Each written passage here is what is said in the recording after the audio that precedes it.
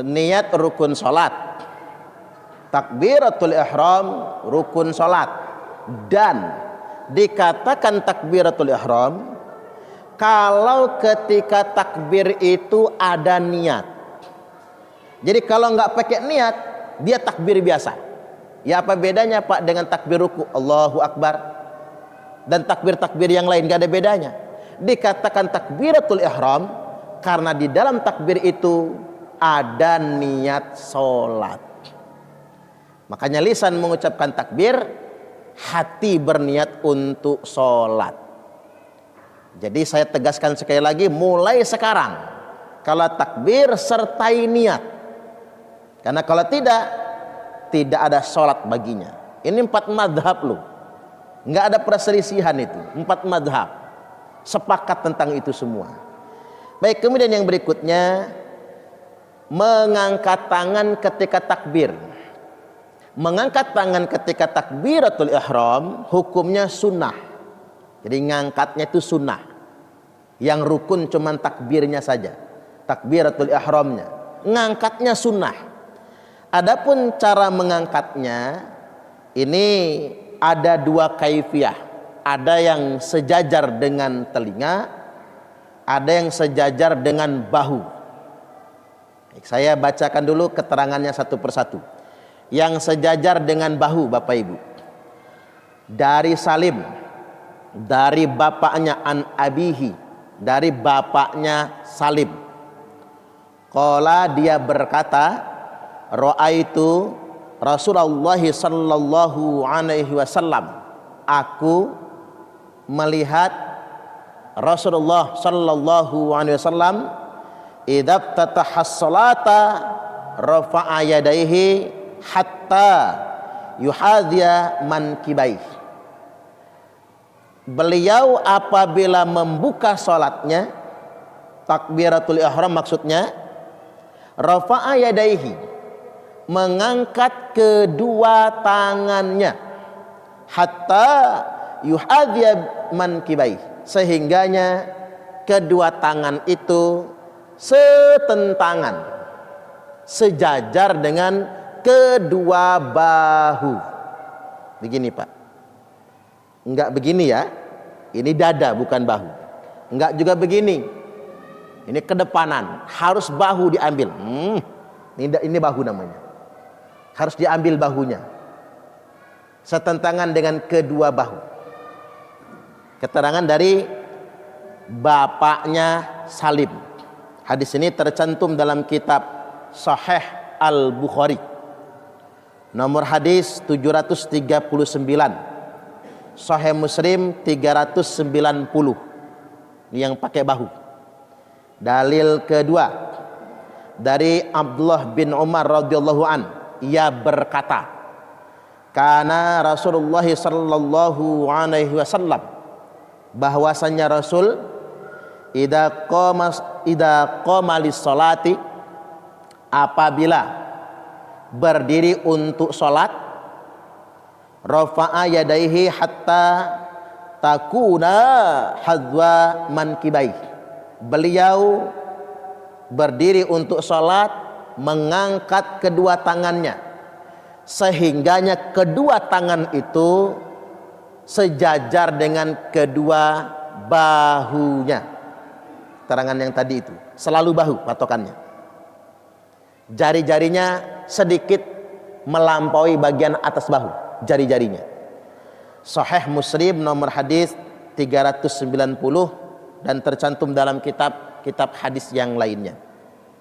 Baik, yang kedua, ngangkat tangan itu sejajar dengan kedua telinga.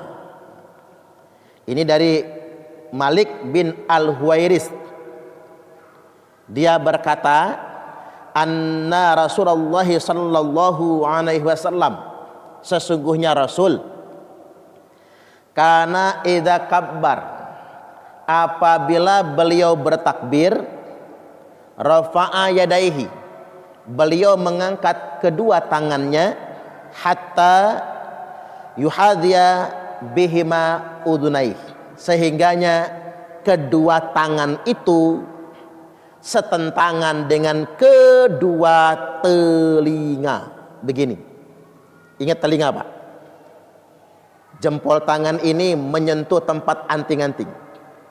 Kalau yang di bahu begini, jari rapat. Kalau yang di telinga, jari renggang.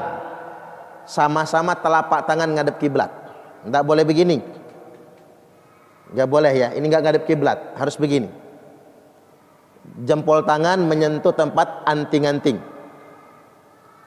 Hadis ini tercantum dalam kitab Sahih Al-Bukhari, nomor hadis 737, Sahih Muslim 391, Sunan An-Nasai 880, Sunan Abi Dawud nomor hadis 745, Sunan Ibnu Majah 859, Musnad Imam Ahmad 15.172, dan Sunan Ad-Darimi 1251.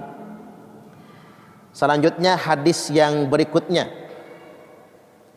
dari Wa'il bin Hujrin radhiyallahu an, dia berkata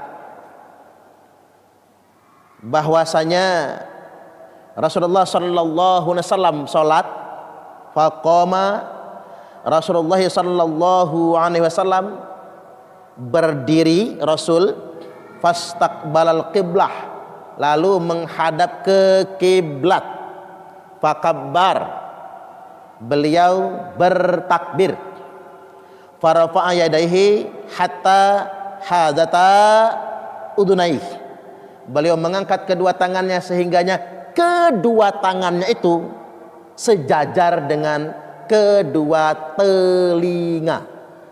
Ini jelas ya Pak, hadisnya sahih semua, Sahih Bukhari dan Sahih Muslim semua, yang sebahu sama-sama sahih dengan yang sampai telinga sama-sama sahih. Sekarang kita nisbatkan ke madhab. Yang sebahu itu madhab Hambali. Madhab Hambali sebahu begini, sebahu.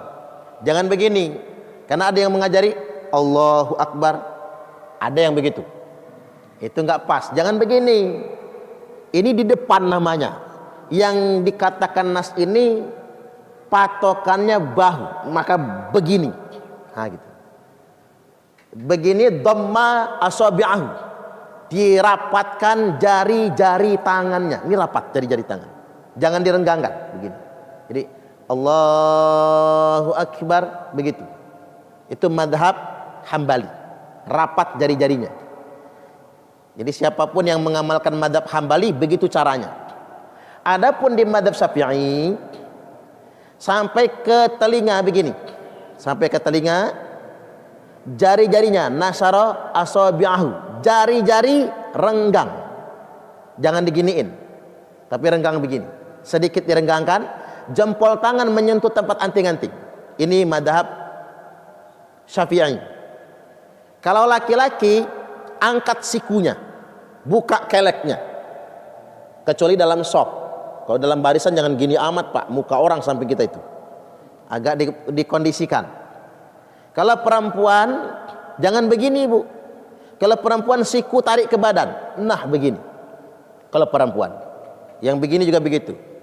Jadi jangan diangkat keleknya, jangan dibuka. Lalu apa sebabnya? Ya mungkin kelek perempuan lebih bau kali ya. Makanya perempuan nggak boleh begini. Ya maksudnya kalau kita ngaji Fathul Qorib kan jelas di Fathul Qorib. Salat beda salat laki-laki dan perempuan itu, kalau perempuan harus rapat menyatukan anggota tubuhnya. Kalau laki-laki merenggangkan anggota tubuhnya. Kalau perempuan waktu sujud sikunya merapat ke badan.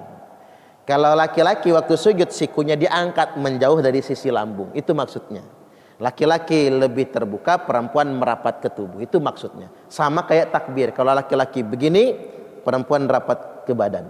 Nah karena kita ini madhabnya Syafi'i, ya di Al-Ikhlas ini Syafi'iyah. Kita sholat pakai bismillah jahar, kan begitu. Habis sholat kita pakai zikiran Syafi'iyah. Maka takbirnya begini. Cara takbirnya begini. Jari-jarinya direnggangkan. Nah, saya baca keterangan yang menegaskan dua perkara ini. Wa huwa mukhayyarun fi raf'ihima ila furu'i udunaih au hadwa mankibaih. Adapun terhadap perbedaan ini bebas memilih, mau ngangkat tangan sampai telinga atau ngangkat tangan sampai ke bahu saja, bebas milih, benar semua. Wa maknahu ayyablugha bi atrafi asabihi dzalikal mawadi'. Maknanya adalah sampainya ujung-ujung jari ini di kedua tempat itu. Jadi kalau sebahu, sampainya ujung-ujung jari ini di bahu. Kalau setelinga, sampainya jari-jari kita ini dengan telinga kita. Di sini dikatakan atau lebih atas dari telinga sedikit, begini, atau lebih atas dari bahu sedikit.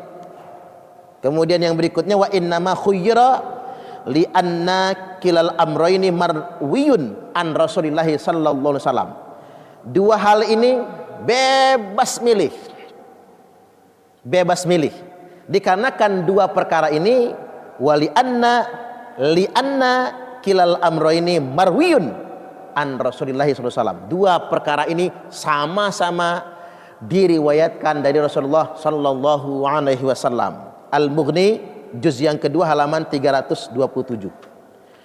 Nah, kemudian yang berikutnya Imam Nawawi.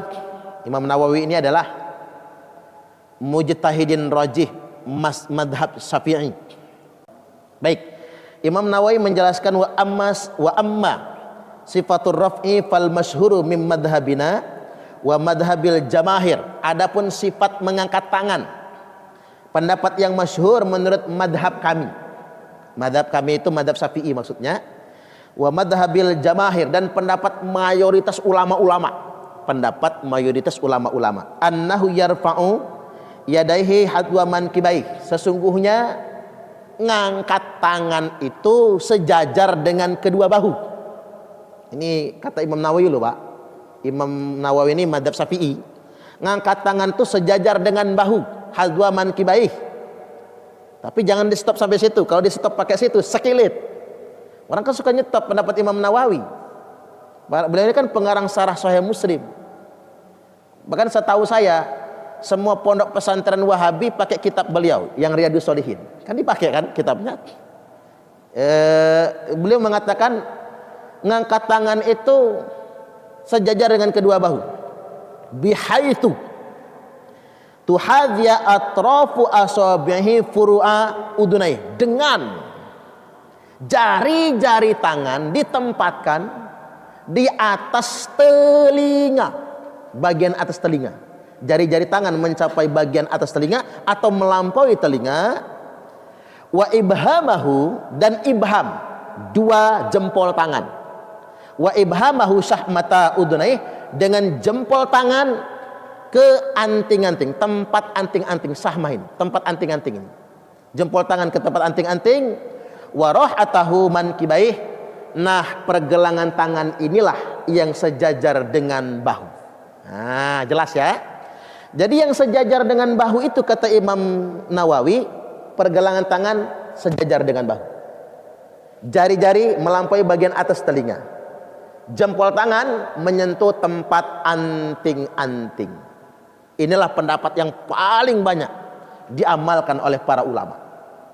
Khususnya di mazhab Syafi'i dan ulama-ulama mayoritas. Syarah Sahih Muslim di juz yang kedua halaman 119. Paham ya? Baik, kemudian yang berikutnya saat mengangkat tangan. Kapan sih kita ngangkat tangan? Al-awwal.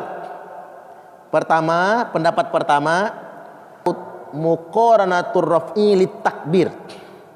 Bersamaan, muqaranah antara ngangkat dengan takbir. Begini. Allahu Akbar, barengan. Jadi Allahu Akbar, begitu bar sudah bersedekap, itu bersamaan. Kemudian yang berikutnya wathani, yang kedua, taqdimur raf'i ala takbir, mendahulukan ngangkat baru takbir. Begini, ngangkat dulu Allahu Akbar, ngangkat dulu baru takbir. Ada yang barengan Allahu Akbar. Ada yang ngangkat begini, Allahu Akbar, dua macam itu. Sedangkan yang berikutnya lam yakul ahadun bitaqdimi takbir ala raf'i, dan tidak ada satupun ulama yang berpendapat takbir duluan baru ngangkat. Nah itu nggak boleh berarti. Begini, Allahu Akbar baru ngangkat. Nah nggak boleh. Barengan bagus, ngangkat dulu baru takbir bagus, tapi takbir dulu baru ngangkat nggak boleh. Paham ya Bu? Ya. Dalam kitab Subul Salam juz yang kedua halaman 74. Kitab Subul Salam ini adalah sarah Bulughul Maram. Ini saya kasih tahu sama bapak-bapak, hampir semua orang Wahabi di Indonesia ini kalau pegangan kitab fikihnya apa? Bulughul Maram. Ya kan? Bulughul Maram pegangannya. Dia megang Bulughul Maram tapi membid'ahkan doa kunut. Kan itu menggelikan kan? Menggelikan.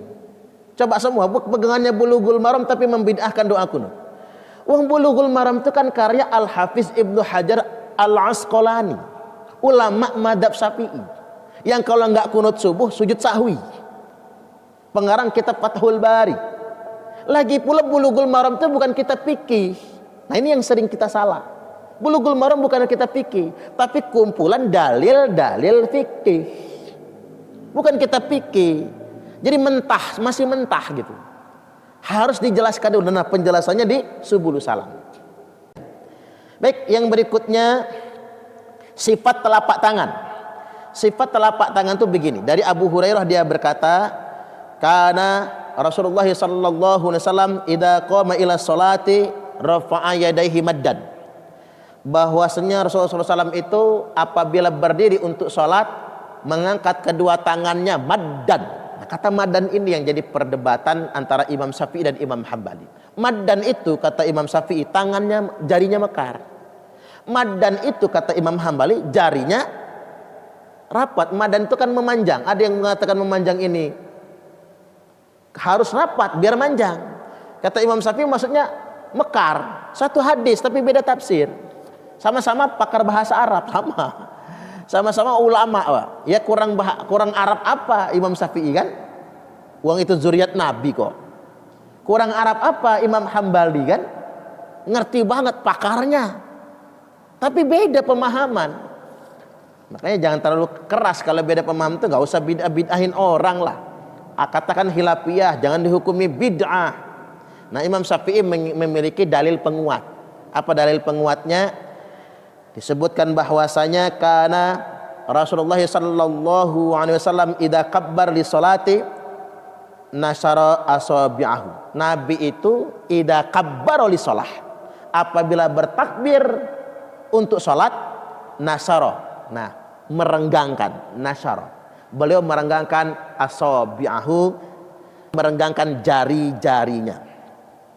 Nasyara asabi'ahu. Sunan At-Tirmidzi nomor 239 dan dalam kitab-kitab hadis yang lainnya. Baik, kemudian yang berikutnya satu hal lagi ya. Kapan saja kita ngangkat tangan? Kapan saja kita mengangkat tangan? Imam Hanafi sekali aja waktu takbiratul ihram. Semua madhab 3 kali dan 4 kali. Nah, sekarang kita baca keterangannya.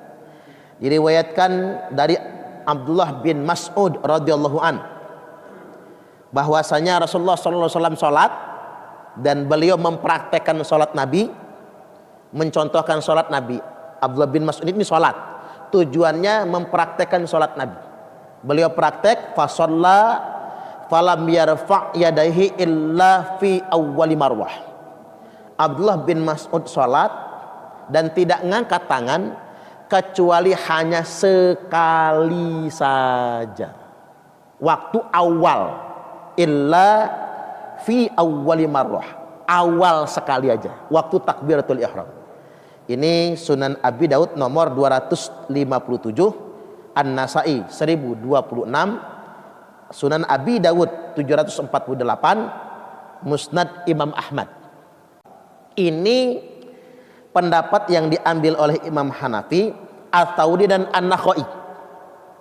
Nah, adapun jumhur ulama, Imam Malik, Imam Syafi'i, Imam Hambali, ngangkat tangan itu minimal di 3 tempat. Yakni dari salim dari bapaknya tadi, Nabi idza ftataha sholata rafa'a yadayhi. Kalau membuka salat takbiratul ihram ngangkat tangan. Wa qabla ayyarka'a, sebelum ruku ngangkat tangan. Wa idza rafa'a minar ruku', ketika bangun dari ruku, sami Allahu liman hamidah, juga ngangkat tangan. Wala yarfa'uhuma baina sajadatain, dan jangan ngangkat tangan ketika di antara 2 sujud. Ingat, bangun mau sujud jangan ngangkat tangan. Bangun sujud, duduk di antara 2 sujud jangan ngangkat tangan. Mau sujud lagi jangan ngangkat tangan. Bangun dari sujud yang kedua pun tidak ngangkat tangan. Mau sujud nggak ngangkat tangan. Bangun dari sujud ke duduk di antara 2 sujud nggak ngangkat tangan. Sujud lagi nggak ngangkat tangan. Bangun dari sujud yang kedua mau berdiri pun tidak ngangkat tangan. Paham ya? Sahih Muslim nomor 739, Sahih Al-Bukhari nomor 739, Sahih Muslim 390. Nah, adapun ngangkatnya ditambah 1, ngangkat di 4 tempat. Ini dari perbuatan amal Abdullah bin Umar. Tapi hadis ini marfu, Bapak Ibu. Walaupun Abdullah bin Umar yang mempraktekkan, karena disandarkan kepada Nabi, maka marfu kepada Nabi juga. Jadi hadis ini sahih. Diriwayatkan dari Abdullah bin Umar radhiyallahu an, karena idza dakhala fi shalah, beliau ketika masuk ke dalam salat kabbar rafa'a yadayhi. Beliau bertakbir mengangkat kedua tangan. Wa idza raka'a rafa'a yadayhi, ketika ruku mengangkat kedua tangan. Wa idza qala sami Allahu liman hamidah rafa'a yadayhi, ketika mengucapkan sami Allahu liman hamidah juga mengangkat kedua tangan. Wa idza qama min rak'ataini rafa'a yadayhi. Dan yang keempat, ketika bangun dari 2 rakaat habis tasawuf awal ya. Bangun dari 2 rakaat habis tasawuf awal, rafa'a yadayhi, pun mengangkat kedua tangan. Jadi 4 tempat. Bangun dari tasawuf awal, berdiri, ngangkat kedua tangan. Sahih Al-Bukhari nomor 739, Musnad Imam Ahmad 6293. Sampai sini kita buka tanya jawab. Monggo silakan.